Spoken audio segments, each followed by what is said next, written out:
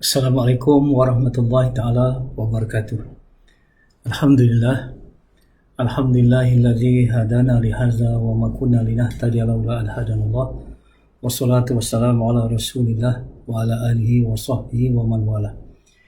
Tuan-tuan, puan-puan, saudara-saudari yang dikasihi sekalian, pada pagi ini saya ingin memberi satu pencerahan ataupun satu perkongsian atas satu soalan yang telah diajukan oleh seorang sahabat rapat saya, iaitu tentang hubungan solat dengan peristiwa Isra' Mi'raj.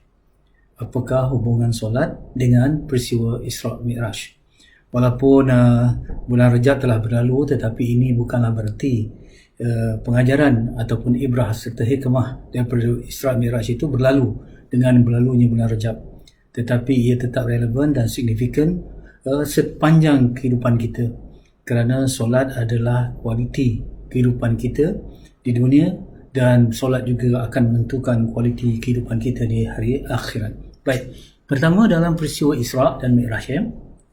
Isra' adalah perjalanan Rasulullah sallallahu alaihi wasallam menaiki burak ditemani oleh malaikat Jibril alaihi salam daripada Masjidil Haram ke Masjidil Aqsa. Dan kita tahu bahawa burak itu adalah satu haiwan yang sedikit kecil daripada kuda, selepas besar sedikit daripada keledai. Soal yang penting bagi burak ialah kelajuannya. Kelajuannya ialah lebih daripada kelajuan cahaya, sangat laju. Jadi kalau kita fikir secara logik, perjalanan daripada Masjidil Haram ke Masjidil Aqsa lebih kurang 1000 km sahaja. 1000 km sahaja. Dengan kelajuan yang begitu hebat oleh burak tadi, sepatutnya kalau perjalanan itu melalui udara, kita kalau penerbangan ni, kalau kita boleh kata, kalau mudahnya direct flight sajalah. Direct flight artinya penerbangan tu terus saja. Maksudnya burak itu terbang terus saja daripada Mekah terus menuju ke Masjidil Aqsa.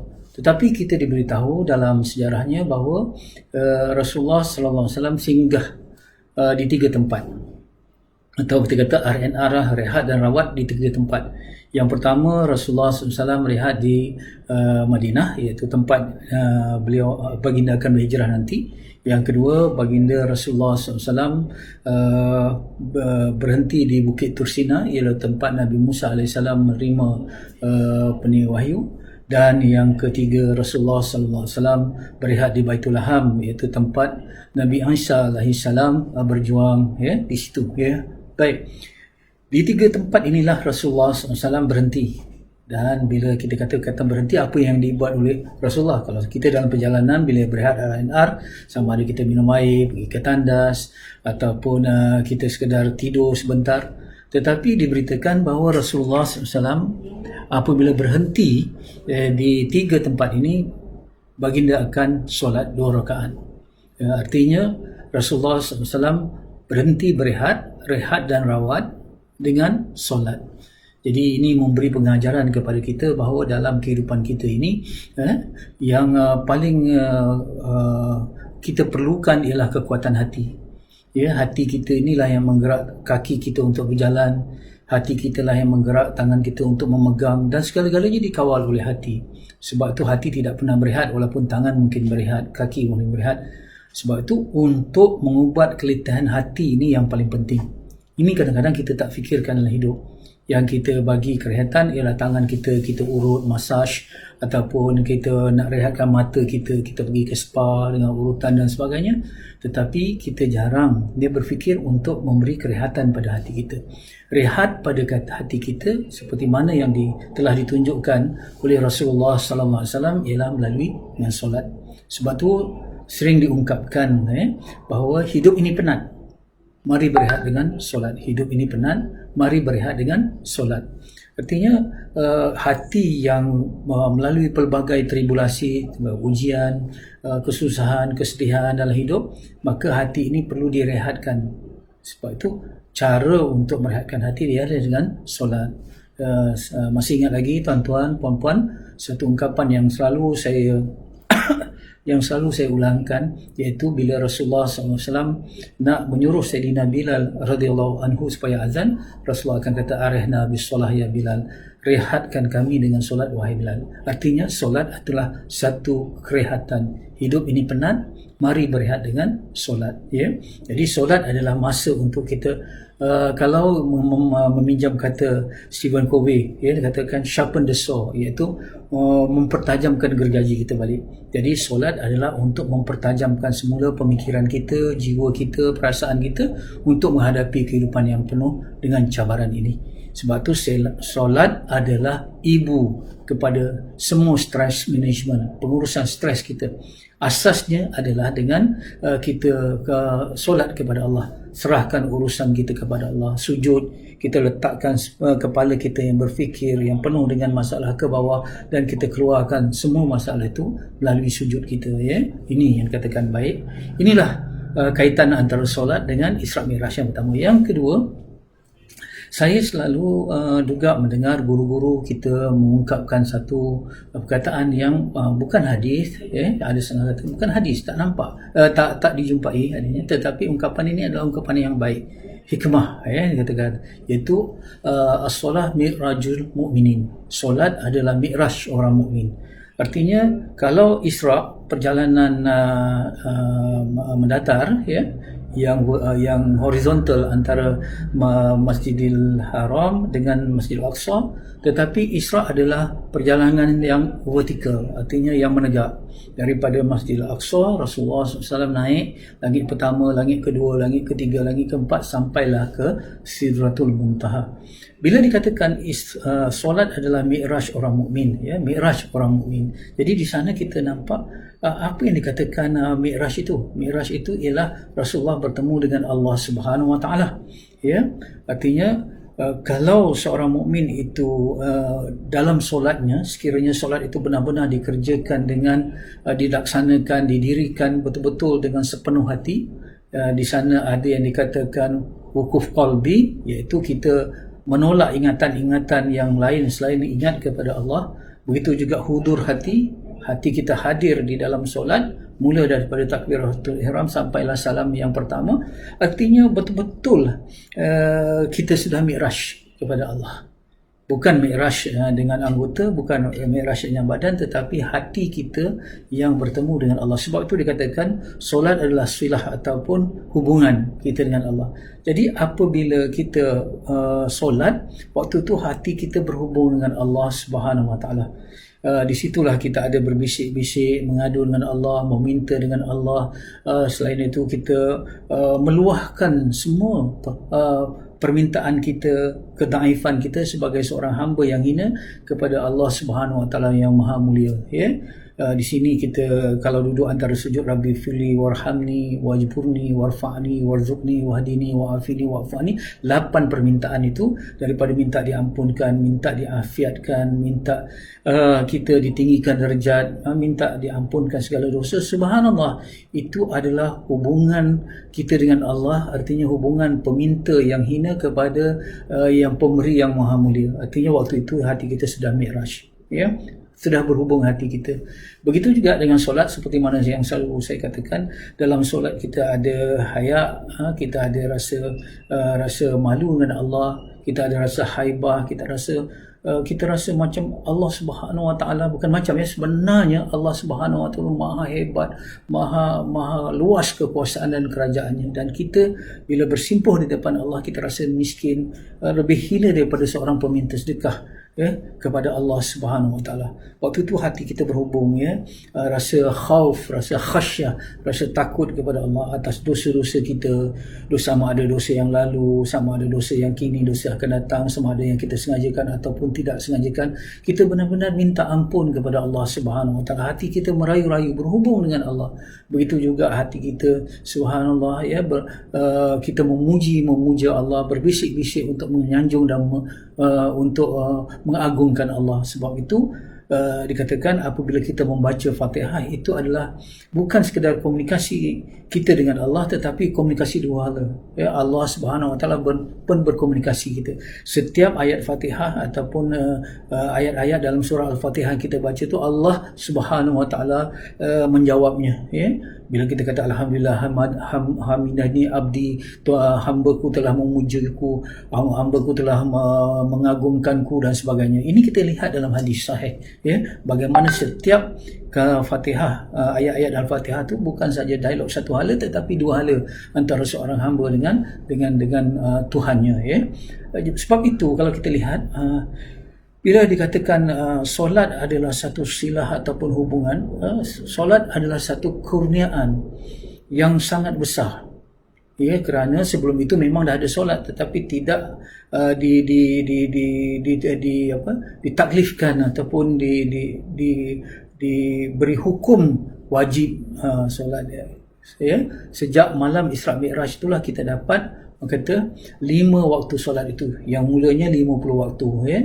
Kemudian hasil negotiation ataupun hasil daripada nasihat oleh Nabi Musa alaihissalam, maka Rasulullah SAW minta Quran atas kedaifan umatnya, ya. Ya, baik, sehingga sampai ke 5 waktu dalam sehari semalam. Artinya kalau kita lihat begitulah kurnia Allah, yang mana kalau ibadah-ibadah yang lain melalui malaikat Jibril, tetapi kalau ibadah solat ini direct daripada Allah kepada Rasulullah sallallahu alaihi wasallam, tidak ada perantaraan malaikat Jibril. Jadi ini satu kemuliaan solat sebagai rasul ibadah, sebagai kepala segala ibadah. Ibadah-ibadah lain semuanya bergantung kepada solat. Kalau solat itu mantap, kalau solat itu baik, kukuh, maka amalan-amalan lain dihisap secara mudah-mudah. Tetapi sekiranya solat, kepala ibadah itu tidak dijaga sungguh-sungguh, maka yang lain tu akan dihisap dengan lebih terperinci, lebih teliti dan sebagainya. Sebab itu kita selalu jumpa orang yang pernah jumpa orang yang cacat kaki, tak ada tangan, tetapi kita tidak pernah jumpa orang yang tidak ada kepala. Jadi begitulah perumpamaan tamsilan betapa pentingnya solat kepada sebagai satu anchor ataupun satu mengikat daripada ibadah-ibadah yang lain. Sebab tu saya teringat apa yang dikatakan oleh Profesor Hamka ketika mengulas tentang peristiwa Isra Mi'raj. Dia kata yang besar dalam peristiwa Isra Mi'raj itu bukan borak, walaupun mukjizat itu besar, bukan pemandangan yang bersifat ghaibiyat, boleh melihat syurga, neraka dan sebagainya, tetapi yang paling agung dalam peristiwa Isra Mi'raj ialah perniaan solat daripada Allah yang Maha Mulia kepada hambanya yang hina, sehingga hambanya yang penuh dengan kelemahan, hamba yang penuh dengan kehinaan, hamba yang penuh dengan kemiskinan, kejahilan dan sebagainya, mulai saat itu ada silah ataupun ada boleh berhubung kepada Allah Subhanahu Wa Taala yang Maha Mulia. Ya, sebab itu dikatakan ketika pintu-pintu di dunia sudah tertutup, pintu-pintu di dunia ni sudah tertutup, artinya pintu pengharapan kita, pintu kita nak mohon pertolongan kepada makhluk sudah tertutup. Sama ada daripada orang kaya, orang yang berkuasa, orang yang mana-mana sudah tertutup. Tetapi kata Hamka, pintu ke langit lapang terluang. Artinya pintu ke langit lapang terluang itu ialah melalui apa? Melalui solat. Solat juga satu doa kepada Allah Subhanahu Wa Taala. Jadi sebab itu saudara-saudari yang dikasihi sekalian, penting apabila kurniaan solat ini kita benar-benar hargai. Benar-benar kita hargai kerana ia adalah satu cara, satu kurniaan kepada manusia untuk manusia itu dapat berhubung bagi mendapat kekuatan, bagi mendapat ketenangan, bagi mendapat kekayaan. Apa saja yang diperlukan oleh manusia ada pada Allah, dan untuk mendapatnya pada Allah kita kena memohon, dan memohonnya itu dan memintanya itu, berhubungnya itu melalui solat. Subhanallah, saudara-saudari yang dikasihi sekalian, sebab itu dikatakan hati kita dengan Allah, hati kita dengan ingatan kita kepada Allah, zikrullah, kata ulama umpama keperluan ikan kepada air. Hati memerlukan zikrullah seperti mana ikan memerlukan air. Tanpa air ikan akan mati, tanpa zikrullah hati akan mati. Sebab itu kalau kita lihat, hati ini adalah satu jana kuasa yang memberi kekuatan dalam kehidupan kita. Kita boleh ceria hari ini adalah kerana mentari hati kita bersinar. Kita boleh tenang hari ini kerana hati kita ada taman, yang mana dalam taman itu ada ingatan kepada Allah Subhanahu Wa Taala. Tetapi bila hati kita sakit, lebih-lebih lagi apabila hati kita mati ataupun hati kita lemah, hasil tidak zikir kepada Allah, waktu itu segala kekuatan luaran yang ada, rupa yang cantik, harta yang banyak, kuasa yang ada, semuanya tidak berguna, tidak akan memberi ketenangan. Sebab itu kita perlukan hidupkan hati selalu. Sebab itu kita perlu selalu mi'raj kepada Allah. Melalui apa? Melalui solat. Jadi artinya waktu zuhur nanti, apabila kita nak solat zuhur, kenalah kita bersihkan diri kita, pakaian kita, tempat kita, semua kita bersihkan diri kita daripada najis. Kemudian dengan berwudu, dengan bersih, kemudian dengan mengucapkan kata-kata yang mulia, dengan melakukan perbuatan-perbuatan rukuk sujud yang mulia, kita sedang berhubung dengan Allah Subhanahu Wa Taala. Sebab itu kita lihat, kalau kita benar-benar berhubung dengan Allah, waktu itu kelemahan kita insya-Allah akan diberi kekuatan kepada Allah. Saya ingin membaca sedikit daripada surah Al-Ma'arij ayat 19. Allah Subhanahu Wa Taala menegaskan, auzubillahi minasyaitonir rajim, innal insana khuliqa halu'a. Iaitu semuanya manusia itu dijadikan bertabiat resah dan gelisah. Tabiat manusia ataupun fitrah manusia ini dia gelisah. Gelisah kenapa? Tengok iza masahul syarru jazua. Apabila dia ditimpa kesusahan, kesakitan, penderitaan, orang caci dia, apa yang dia tidak berjaya dan sebagainya, dia sangat resah gelisah. Hati kita resah gelisah. Tetapi bagaimana pula keadaan yang lain? Wa iza masahul khairu manu'a. Iaitu dan apabila dia boleh kesenangan, ia sangat bakhil dan kedekut. Maksudnya orang kedekut juga orang yang tidak tenang. Kita lihat mengikut kajian di rumah sakit jiwa, ramai penghuni rumah sakit jiwa itu terdiri pada orang yang bakhil, orang yang kedekut. Orang yang pemurah jarang sakit jiwa. Dan yang paling menyebabkan hati kita tertekan, orang yang kedekut untuk memberi kemaafan. Sebab itu selalu dikatakan memaafkan orang lain atas sifat pemurah hati kita, artinya kita memaafkan diri kita sendiri. Api kemarahan kita lebih membakar diri kita berbanding orang yang kita marahkan. Sebab itu nak bahagia, nak tenang, kita kena memaafkan. Tetapi manusia ini apabila ditimpa kesusahan, dia kata tadi iaitu jazua, dia rasa macam resah gelisah. Tetapi apabila dia mendapat kelebihan, mendapat kesenangan, dia manu'a pula, dia rasa bakhil dan kedekut dan tidak tenang juga. Jadi apa saja tidak kena kepada hati yang tidak mengasihi Allah, tetapi Allah memberi pengecualian.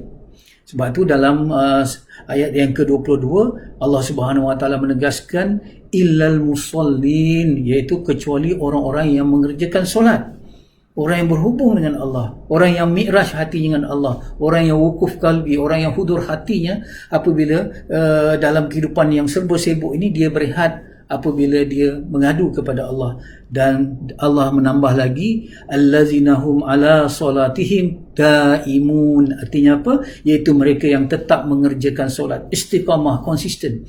Jadi soal bolak-balik hati ini, dengan nikmat dia terlupa, dengan kesusahan dia menderita. Salah satunya untuk kita memberi ketenangan ialah dengan solat, dan solat itu dikerjakan dengan daimun, artinya dengan istiqamah. InsyaAllah kita sedikit sebanyak mungkin apa yang saya katakan ini boleh menjadikan tapak lonjak untuk kita mendapat ilmu-ilmu yang lebih mendalam sifatnya, supaya kita tahu dalam kehidupan kita ini kita tidak hilang arah, kita tidak hilang tujuan walaupun diuji dengan pelbagai keadaan, tetapi kita ada Allah. Allah ada. Tetapi keberadaan kewujudan Allah itu soalnya ialah apakah kita sudah mendekatinya. Sebab itu dia kata ada Allah tidak ada masalah. Tetapi bila tidak ada Allah dalam hati kita, maka walaupun kita diberi nikmat, walaupun kita diberi dengan pelbagai kelebihan, tetapi sentiasa rasa kurang dan kita tidak akan bahagia. Apa jua keadaan, kita tidak akan bahagia. Ya, insya-Allah. Marilah sama-sama kita hijrahkan, kita mi'rajkan hati kita kepada Allah melalui solat. Solat adalah harta kekayaan yang paling berharga. Solat adalah suatu kurniaan yang paling patut kita gunakan untuk sama-sama kita mendapat kekuatan dalam hidup yang sangat mencabar, yang penuh dengan derita ini, supaya dengannya kita mempunyai ketenangan walaupun dalam keadaan ujian, kita ada kekayaan walaupun dalam kemiskinan, insya-Allah. Dan di akhirat kita akan dapat kemenangan yang hakiki dan abadi apabila Allah ampunkan dosa kita dan masukkan kita ke dalam syurga. Allahumma rzuqna. Sekian, Assalamualaikum warahmatullahi taala wabarakatuh.